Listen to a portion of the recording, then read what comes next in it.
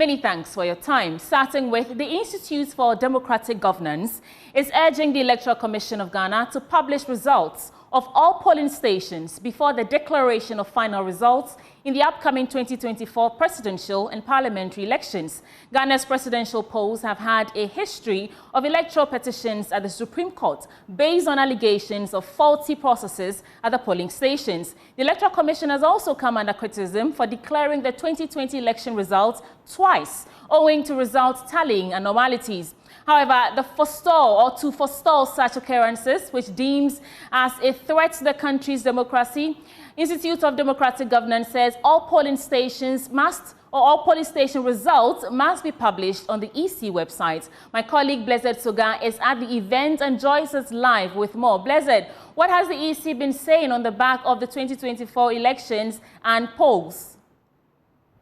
Well, the Electoral Commission says the last polls, of course, had its own challenges, a reason for which they've been reflecting on the outcomes and trying as much as possible to implement some reforms ahead of this year's elections. The demand from the Institute of Democratic Governance is for some reforms to be targeted now at the base of the process, which is the polling stations. Now, the basic point or recommendation coming through from IDEG is that the polling coalition should be done and published on the website of the Electoral Commission ahead of the total tallying and declaration of the results, a reason for which they want all of the issues addressed before the declaration of the results.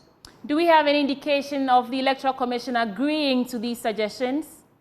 The EC says it's the latest time that it could work with and to try as much as possible to put together all the figures from the polling stations and publish on its website before the end of the entire process will be the 25-day window which the CI allows for in terms of tallying and the declaration of the presidential results. But as it stands now, they could only do that after they have results certified and coming through from the regional coalition centers, which is a new format that the EC is introducing ahead of this elections. We can listen to Dr. Sribokwe, who has been addressing the gathering here at IDEG a while ago. So one, as part of the recommendations from the review, the external one, and the communicator we signed, we had wanted to close elections by 3 o'clock. Because our understanding and thinking is that most of the confusions occur in the night. Most of them. And now that we have decided that no polling station have more than 750 voters. Some time ago, some used to have even 2,000 at a polling station. Now, 2020, the threshold was 749. This time 750. No polling station will be more than 750.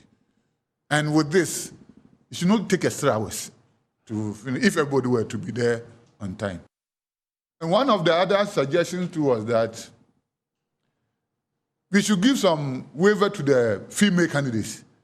Because if you look at the parliament, the ladies are less than 10%.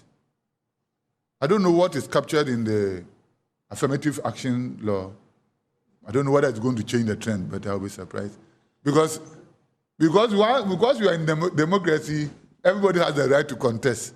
But we propose that let's do our part. So we are giving the female candidates and people with disability a waiver of 25% of any fee that will fix. We also decided that the 2020 deposit levels were going to be maintained. We know inflationary and but we said that we'll maintain the same figure.